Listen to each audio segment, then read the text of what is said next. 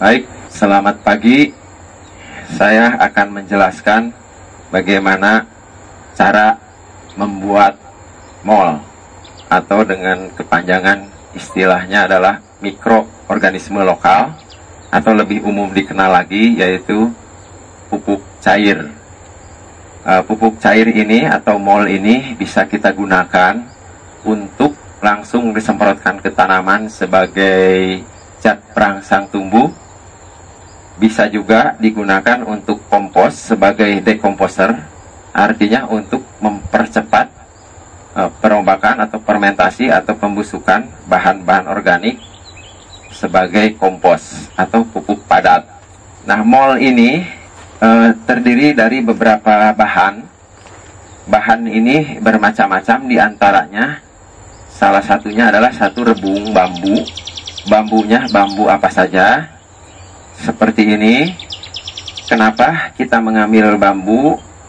Karena bambu pertumbuhannya sangat cepat, sehingga di sini diduga ada zat yang namanya zat zeberlin atau zat perangsang tumbuh atau untuk mempercepat pertumbuhan. Selanjutnya bahan-bahannya ada lagi bonggol pisang. Ini adalah bonggol pisang atau pisang, tanaman pisang yang bagian bawahnya yang terendam oleh tanah. Bonggol pisang seperti ini. Kenapa kita menggunakan bonggol pisang? Karena bonggol pisang logikanya ini adalah tempat penyimpanan makanan bagi tanaman pisang. Karena akar semua menaruh makanan di sini, sementara batang juga mengambil makanan dari sini. Nah, selanjutnya ini juga bisa dibuat mol.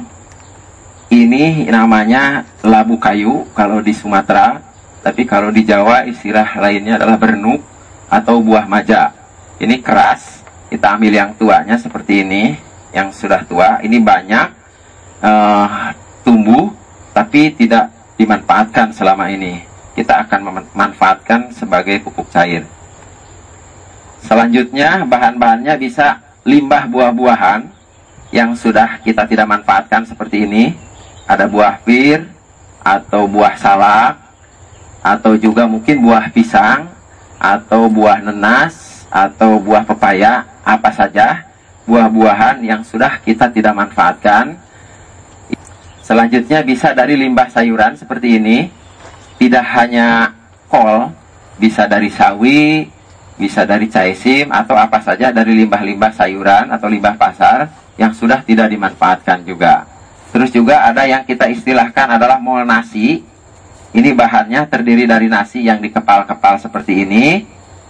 Kita letakkan di sersah bambu. Ini sersah bambu, diutamakan sersah bambu yang sudah lapuk, karena ini untuk menambah bakteri nanti yang ada di sersah bambu. Selanjutnya untuk campuran airnya, cairannya, ini adalah air beras atau air cucian beras. Kemudian ini air kelapa. Air kelapa boleh air kelapa muda atau air kelapa yang tua yang selama ini kita buang. Kita ambil bahan dengan bonggol pisang. Bonggol pisang ini dikupas seperti ini. Nah, setelah dikupas seperti ini, kita dicincang, dikecil-kecil atau diiris sampai menjadi seperti ini. Ini bahan yang sudah diiris.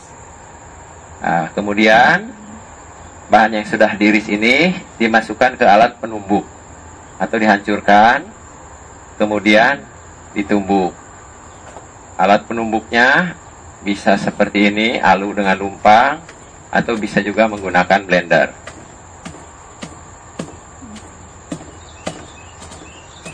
Nah, ini ditumbuk sampai halus.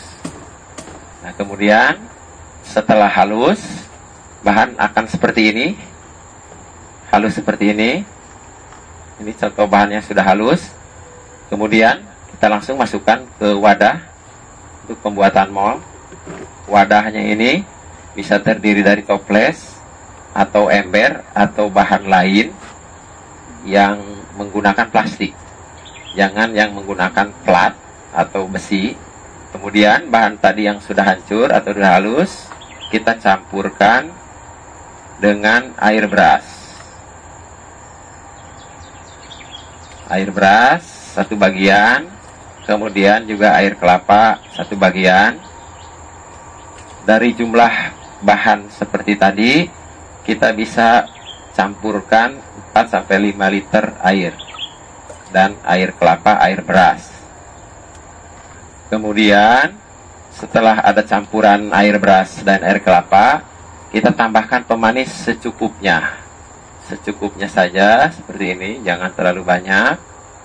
Ya, secukupnya untuk bahan seperti ini, kira-kira 5 liter air dengan gula. Coba bisa dilihatkan gulanya seperti ini ya. Gula merah, kita utamakan gula merah, atau selain gula merah bisa juga dengan tebu.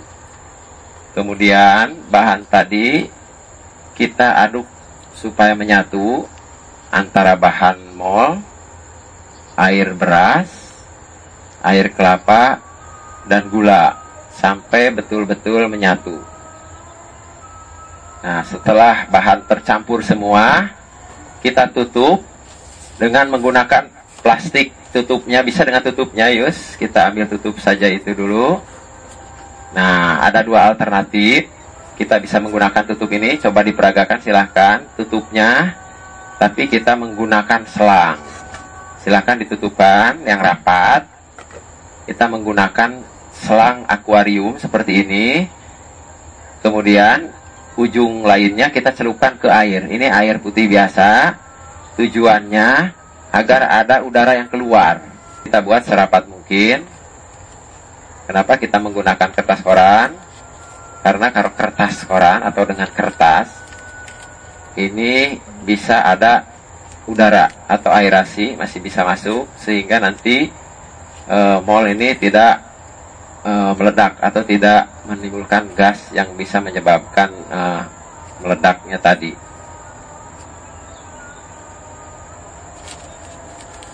Nah, setelah diikat rapi seperti ini, kita biarkan selama kurang lebih 15 hari. Mol yang sudah kita buat tadi, dan setelah dibiarkan selama 15 hari, kemudian kita saring. Kita buka tutupnya, kemudian akan kita pisahkan antara airnya atau molnya dengan ampasnya. Nah, seperti ini. Alat penyaringnya bisa menggunakan ayakan seperti ini. Jika untuk disemprotkan nanti, kita bisa saring lagi dengan yang lebih halus, seperti dengan kain atau dengan saringan untuk ampas kelapa juga boleh. Kita akan saring lagi yang lebih halus. Nah, seperti ini kita akan pisahkan.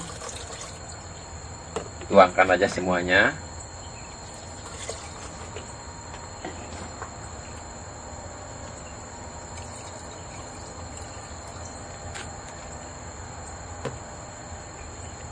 Nah, jika sudah terpisah begini, ampasnya kita bisa manfaatkan untuk sebagai kompos.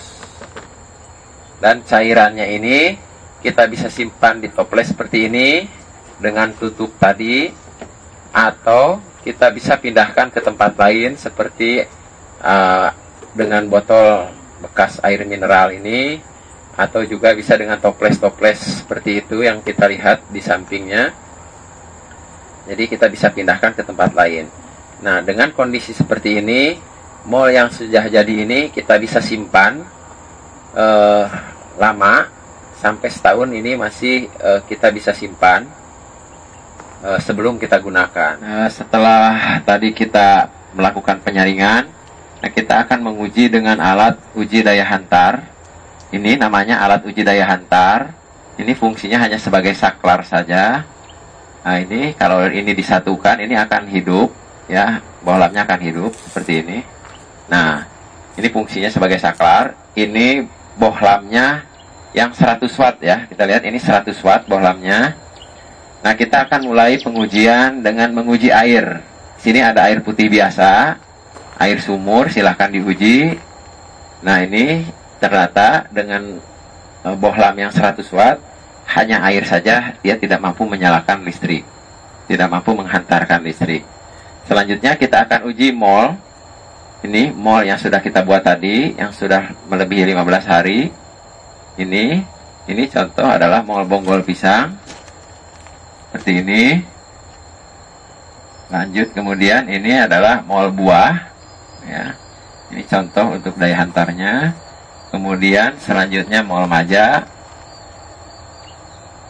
Lanjut dengan mall sayuran. Jadi ini adalah hanya salah satu indikator bahwa mall ini sudah baik atau sudah siap untuk digunakan.